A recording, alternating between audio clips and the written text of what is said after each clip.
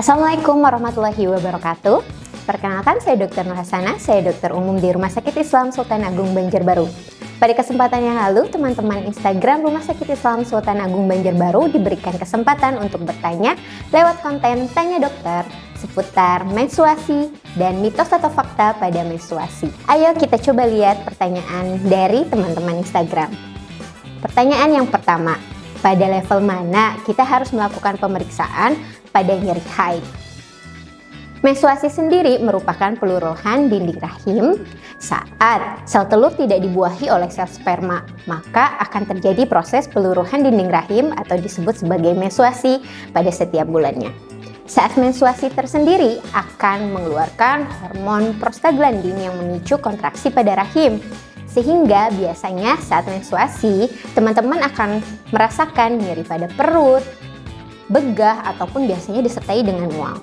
Jadi sebetulnya hal yang wajar jika ada nyeri pada perut atau kram pada perut pada saat menstruasi.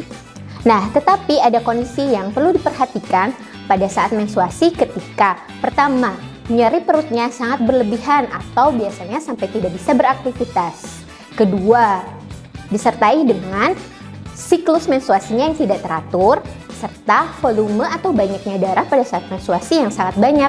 Dan hal tersebut bisa dipicu oleh satu, kelainan hormonal, kedua, adanya kelainan pada anatomis seperti adanya miom, kista, endometriosis, ataupun adanya peradangan pada panggul. Jadi kalau teman-teman merasakan hal-hal atau gejala tersebut, maka segera periksakan kepada dokter obstetri dan ginekologi atau dokter spesialis kandungan untuk dilakukan pemeriksaan, baik cek pemeriksaan darah ataupun USG. Adapun beberapa tips yang bisa saya berikan kepada teman-teman ketika nyeri pada saat haid. Pertama, teman-teman harus banyak makan makanan yang banyak mengandung zat besi, seperti mengkonsumsi daging merah ataupun sayuran hijau. Kedua, mengurangi makanan yang bergaram tinggi, soda, ataupun makanan yang berlemak tinggi. Ketiga, teman-teman harus istirahat yang cukup dan jangan begadang. Selanjutnya, banyak minum air putih, kemudian lakukan olahraga yang teratur. Jika teman-teman merasakan nyeri pada kram perut, maka boleh kompres dengan air hangat, serta boleh juga diberikan untuk obat pereda nyeri seperti paracetamol. Selanjutnya, pertanyaan yang kedua, minum es pada menstruasi dapat menyebabkan kista, mitos atau fakta? Mitos ya teman-teman, karena saat kita minum itu masuk ke dalam lambung kita. Sedangkan menstruasi itu pada jalur reproduksi, jadi jelas tidak ada hubungannya.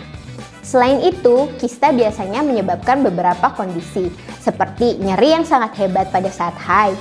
Siklus haid teman-teman juga tidak teratur, dan juga volume pada darah menstruasi biasanya lebih banyak. Nah, jika teman-teman mencurigai adanya kista dengan merasakan gejala-gejala tersebut, maka lakukan pemeriksaan ke dokter spesialis kandungan.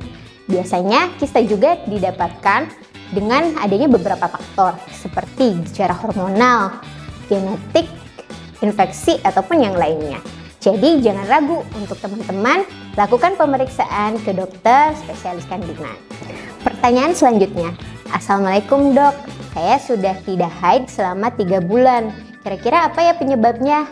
Nah teman-teman, siklus menstruasi merupakan hal yang penting bagi wanita karena mempengaruhi kesehatan reproduksi pada wanita. Biasanya siklus haid yang tidak teratur bisa disebabkan karena pertama, masalah hormonal, kedua, penurunan berat badan yang drastis, ataupun adanya indikasi kesehatan yang lain seperti adanya polikistik ovarium atau PCOS ataupun kelainan tiroid. Jadi, memang harus diperiksakan kepada dokter spesialis obstetri dan ginekologi atau dokter kandungan agar teman-teman bisa memeriksakan dan melakukan pemeriksaan fisik, pemeriksaan darah, ataupun pemeriksaan penunjang yang lainnya. Jadi, masalah haid tidak teratur bisa saja bukan masalah yang serius, tetapi bisa mempengaruhi terhadap kesehatan reproduksi wanita. Jadi, jangan takut dan jangan ragu ketika teman-teman membutuhkan pertolongan ataupun keluhan seputar menstruasi. Jangan lupa konsultasikan kepada dokter pilihan Anda. Demikian sesi Tanya Dokter kali ini. Saya Dr. Nur Hasanah mengucapkan terima kasih banyak. Assalamualaikum warahmatullahi wabarakatuh.